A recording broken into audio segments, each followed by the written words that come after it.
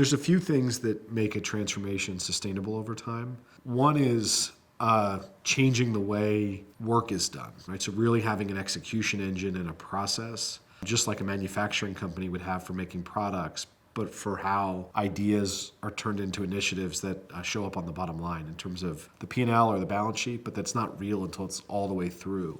The second piece of it is around capabilities, and it's the capabilities in terms of the process capabilities, but it's also how you think about the organization's talent. And transformations that have a formal capability building aspect to them are twice as likely to be successful. What happens typically if you want to make a transformation sustainable? I mean, this is a hard and tough phase that a company goes through for 1 to 2 years. It's very intense. You build very often almost a shadow organization parallel to the line organization. You have your transformation office, you have the entire infrastructure that you use to push initiatives through a transformation. And at the end of that phase, you somehow want to make sure that it is embedded in the organization, because this shadow organization will disappear, right? And you have to run the company again through the normal structures. To make a transformation sustainable, it has to go from not just improving the performance over the next few months, but making sure that whatever we do stays in the company. It's important that beyond the hard measures that you put in place, you work on things like culture, mindsets,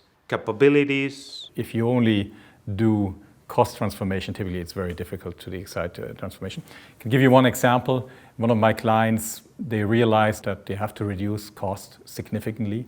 So they set themselves a high target, a couple of $100 million. But they said, we're going to reinvest a big part of these savings into capability building. So we'll train people to take them into new capabilities, to create new opportunities for them going forward. There aren't that many examples of transformations that are successful that don't have an obsession on growth almost at the same level, if not more so than on cost. In the end, this transformation has to be a process, but has to become an ongoing improvement process that has to stay in the company, that needs to allow the company to become better and better over time. That's why we actually put a lot of emphasis in this sustainability and medium-term perspective, not just in the very short term. And then lastly, and most importantly, there's a piece around how you think about changing the culture to reinforce all of those three things, and having a healthy organization that's not just performance-oriented, but that's also driving long-term health.